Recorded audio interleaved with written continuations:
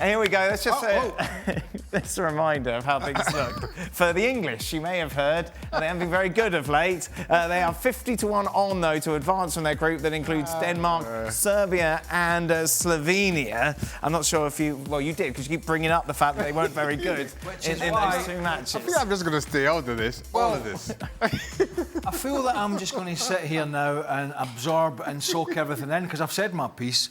Oh, really? That's a first. That's a first. All right, it might have been a little bit out of sync with the rest of the show. Hey, off the cuff. If you just basically piece together everything that he said with England throughout the lead up to this. I might have screwed up the running order somewhat, indeed, but look, where do you want to go with this? You tell me. God. Well, you're all juiced up about England. Yes. You've been harping on about it. Yes. You know, right, to be fair, he's picked this very young squad. I think there's only 12 of the squad have survived, or thereabouts, from the last major championship. And that's very unlike Gareth Southgate. So he's gone away from this super safe... Yep, no Jack Grealish, of course. Well, Jack Grealish didn't have a great season at Manchester City. There's no getting away from that. And England in the forward position have a host of talented players. I mean, some super players. They have some absolutely terrific, would walk into most international teams, front guys. You could throw Declan Rice in there, Jude Bellingham, of course, you know, a world beater, Phil Foden, Harry Kane, Bukayo Saka, you go through it. But then you go back the way, and the decisions that he's had to make at the back. That's the concern. Who's going to partner up in that centre-half position?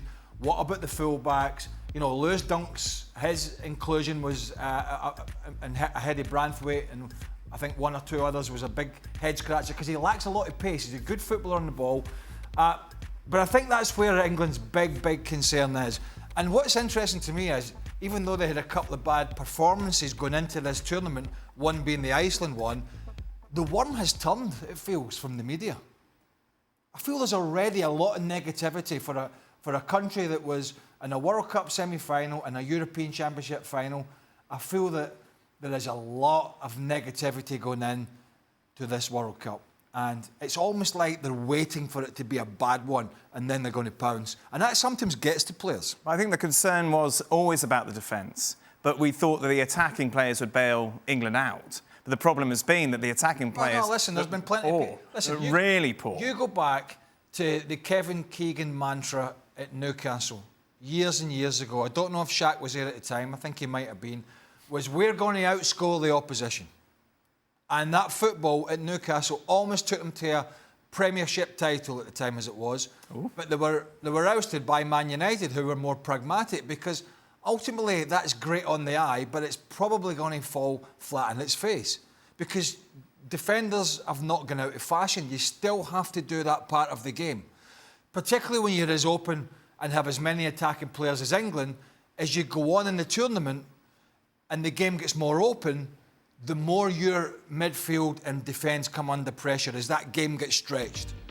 And that is going to be the big problem for England. Now, where it's going to fall okay for this England team is, and I'm not being tongue-in-cheek here, they have been so lucky in the last few tournaments with the group stage draw they've had. Yeah, and the knockout stages. Well, yeah, I mean, you could argue about that. And I think that's one thing that's got them through. The big question is for Southgate is, once they get through this group, and they should, can they win the elite level games? And this back line, I mean, John Stones has played a lot of games. Well, he missed a lot of games, but a lot of the games he played in midfield for Man City. And when he came back for the cup final against Man United, anytime they played the ball in behind and Rashford ran, he looked out of sorts. And you got Gareth Southgate talking about maybe, Luke Shaw might be ready for the second group game. He hasn't played since February. And you think, and I know they've got some injuries and that's maybe a problem area, are you really thinking I can go to a major tournament and put in a guy in a competitive game that hasn't played for what, 4 months, maybe 4.5 months? That's bonkers. I played with international players that thought they could do that. And they always got egg in their face, and that would be the big concern. If you want to hear from... I was just going to move on, Shaq, because you talked a lot about England, of course, after the defeat against Iceland. He stole most of my lines in the first half of this show. If you want to hear Shaka's thoughts, of course, they did a deep dive on England after that defeat against Iceland. Pardon? Was it deeper than that? Because trust me, that was. Was that as deep as you got? Oh, I'm not getting any deeper. Yeah, right in the trenches. No chance. Be sure to check out our previous podcast dissecting where it went wrong for England against Iceland.